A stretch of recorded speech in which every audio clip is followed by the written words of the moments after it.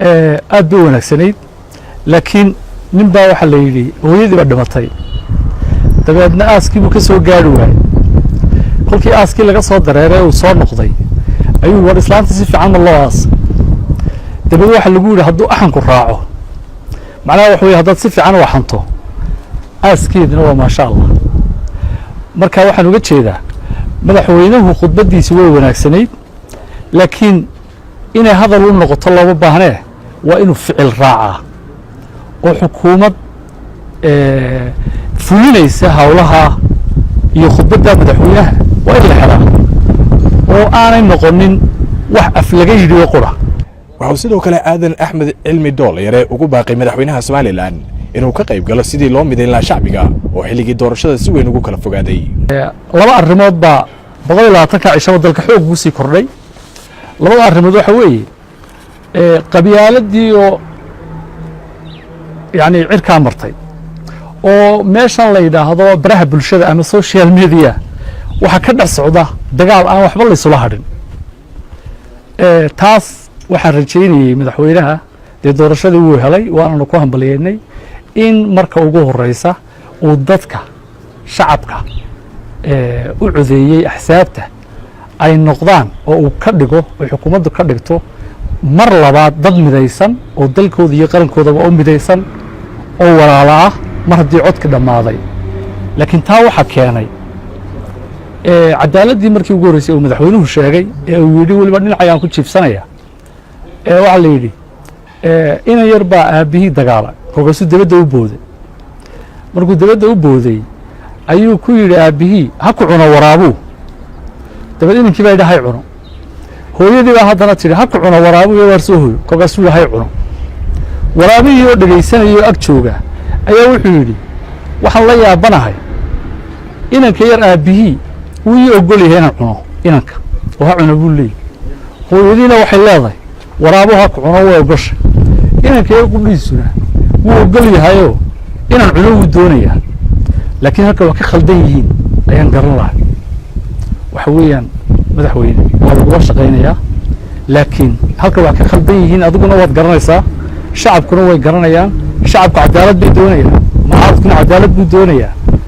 xukuumadda aad hoggaanka u tahayna cadaalad bay doonaysaa saad sheegtay laakiin halkay wax ka khaldan yihiin waa halka waraabahaasi halkay wax ka khaldan yihiin mar hadday saddex uga doonayaan inanka yare in waraabuu cuno shacabka iyo mucaaradka iyo xukuumadduna ay doonaysa cadaalad halkay wax ka khaldan yihiin ayaa la rabaa inaad saxdo xaaladda sixir barar ee saamayn ku yeelatay deegaanada kala duwan ee somalilan ayuu sidoo kale soo qaatay isagoona mar kale ku celiyey in madaxweynaha iyo guddiga u xil saaray ay si gaaraanad u eegaan hase yeeshee khaladaad badan baa jira khaladaadkaas waxa weeye marka dee cadaalad waxu naqayso waxa weeyaan xukuumaddu khalad bay leedahay xagga sixir bararka shirkaduhuna khalad bay leeyihin ganacsataduna khalad bay leeyihin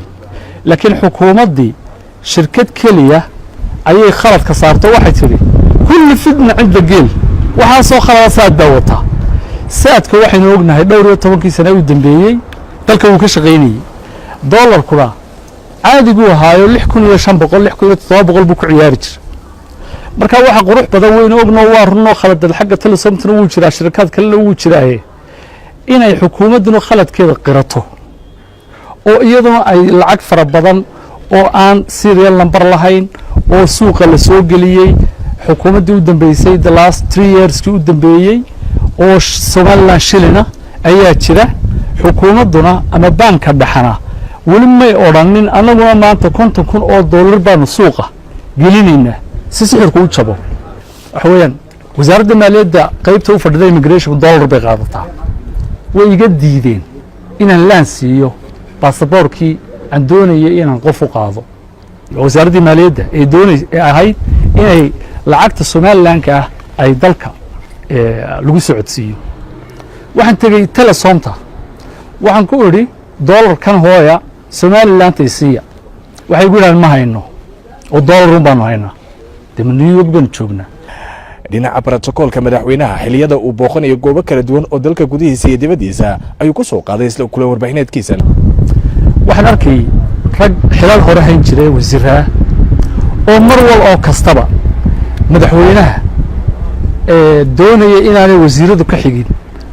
oo garbinaya oo aad brotokoolad xuna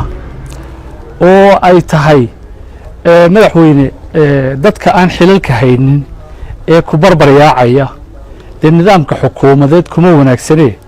brotokool wanaagsan oo wasiirkaaga haddii anigoo aan xil haynini aan garbiyo aan doonayo inaan adiga kugu xigo dee dhinaca brotokoolka aad buu khaldan yahay bal dhinacaana iska hagaaji